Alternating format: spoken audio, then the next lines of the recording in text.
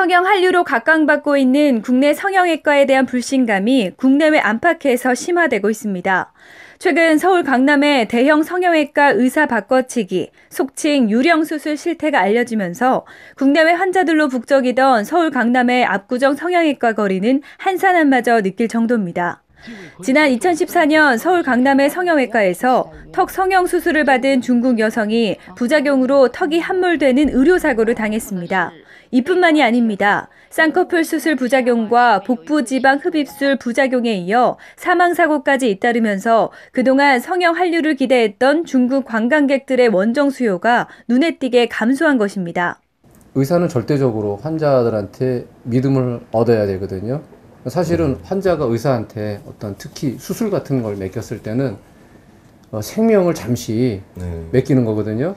정말로 죽을 수 있는 가능성도 있고 때로는 장애가 남을 가능성도 있는 그러한 수술을 우리가 맡긴다는 데 있어서는 절대적으로 환자와의 믿음이 중요한데요. 우리가 특별히 우리가 사실은 버스를 탄다거나 뭐 이런 거는 회사와의 계약으로 보지 버스 기사와의 계약으로 보지 않습니다. 우리가 비행기를 타거나 버스를 타거나 이랬을 때는 그 사람이 정말로 안전한 운전을 할 수 있는지는 회사에서 판단해서 배치를 합니다. 그런데 의사는 좀 다릅니다. 대부분의 의료 행태는요 1대1의 관계입니다. 우리가 쌍모 계약이라는 거죠. 환자가 나와 한 계약이라는 겁니다. 이거 결혼과 비슷합니다. 특히 성형외과를 찾는 환자들은요 고르고 골라서 나라는 사람을 선택해서 오게 돼 있습니다. 그런데 여기에서 만약에 당사자가 바뀐다 그러면 이거는 계약 자체가 성립이 안 된 거죠. 성립이 안 된 다른 사람이 수술을 하는 거기 때문에 이것이 법적으로 문제라고 보는 것이고 이것이 선진국에서는 이미 상해 행위라고 규정이 되어 있습니다. 그게 유령수술입니다. 실제 서울 강남에 위치한 그랜드 성형외과. 이곳 대표 원장은 자신의 병원을 찾은 환자를 상대로 의사를 바꿔치기 하는 이른바 하도급 수술에 나섰다가 현재 재판 중에 있습니다. 예, 제가 봤을 때 일단은 치과 의사가 수술을 한 부분은요.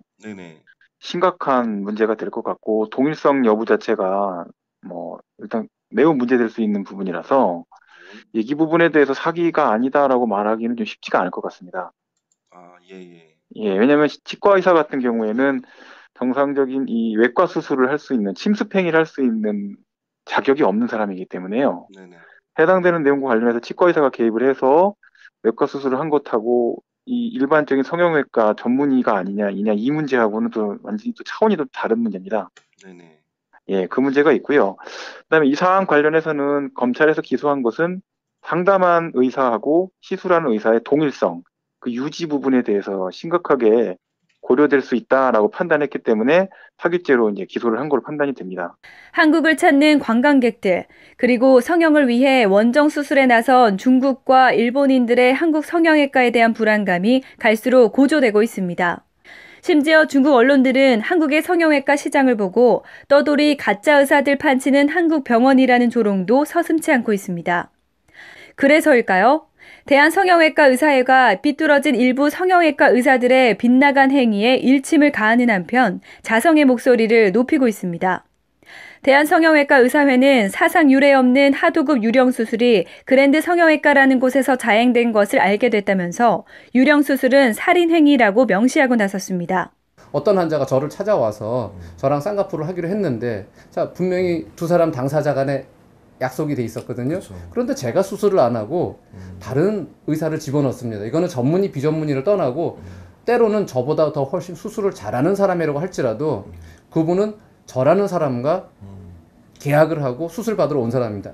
내가 내 돈을 주고 내 목숨을 맡겨서 앞으로 나온 결과가 나의 미래를 또 결정할 것인데 그것마저도 그 사람 보고서 잘못되고 잘 되고는 상관이 없습니다. 아무리 수술이 잘 됐다고 할지라도 이게 사람이 바뀌면 이것은 계약을 위반한 것이고 사기가 될 수가 있고 그리고 이거는 미국에서는 상해죄로 처벌하는데 상해죄 중에서도 최고 가장 높은 그 수준으로 처벌을 합니다. 중상해죄라는 거죠. 왜? 이거는 일반인들이 저 수술방에서 일어난 일을 도저히 알 재간이 없습니다. 그러니까 지금 뭐 CCTV라든지 뭐 말도 안 되는 이런 얘기들이 자꾸 나오는 이유가 저 안에서 벌어지는 일을 밖에서 누워있는 환자가 특히 더군다나 마취로 재운 경우에는 알 재간이 없고요.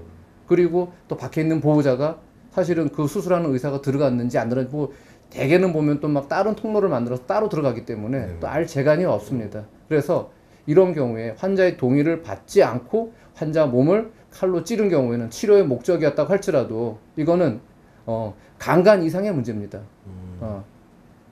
환자한테 동의 받고서 반드시 치료를 해야 됩니다. 그렇다면 유령 수술의 피해자는 성형 한류를 찾아 멀리 원정 수술에 나선 중국과 일본인 환자만의 문제일까요? 아닙니다. 유령 수술로 인한 피해는 외국 수요보다 한국인 피해자가 더 많은 것으로 나타났습니다. 지난 2013년 각진 턱 축소를 위해 서울 강남의 유명 성형외과를 찾은 김모 씨는 전문의와 상담을 하고 곧바로 수술대에 올랐는데요. 수술 이후 수술 부위에 불편감을 느껴 대여섯 차례 병원을 찾았지만 당초 상담했던 전문의를 만나지 못했다고 합니다. 결국 상담에 나섰던 의사는 이 병원 소속이 아닌 대리의사, 즉 유령 닥터였던 것입니다. 보통 그 성형수술 피해자잖아요. 이거는 일반 의료사고 피해자하고 좀 달리 취급돼요. 그래서 성형수술이나 유령수술로 굉장히 큰 피해를 입은 의료사고 피해자들은 자살도 하는 이유가요. 의사한테 버림받고, 가족에 버림받고, 사회에 버림받고, 국가에서도 버림받으니까 결국은 이제 평생을 그렇게 그 성형 피해로 살빠사 자살하고 하는 부분이거든요.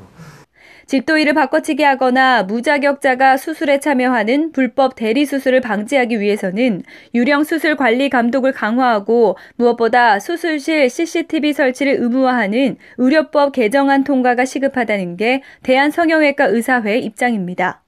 환자는 수술실에 들어가서 마취가 됐고 외부에는 아무도 몰라요. 그리고 내부에 있는 사람은 공동범죄인이거든요.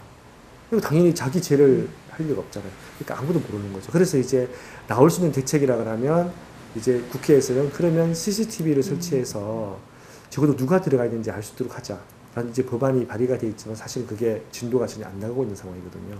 환자 가족, 그러니까 당사자가 할 수 있는 거라고 하면 성형외과 상담을 했는데 수술 날짜가 너무 빨리 잡히는 경우, 굉장히 광고를 많이 하는 병원이고 굉장히 상담하러 많이 오는데도 불구하고 수술 날짜가 바로 뭐 2, 3일 뒤에 잡힌다.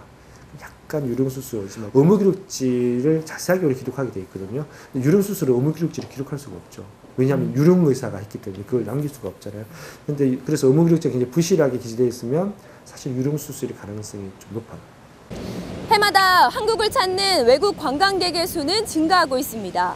이들 중 대다수가 쇼핑은 물론 미용 성형을 위해서 방문한다고 하는데요.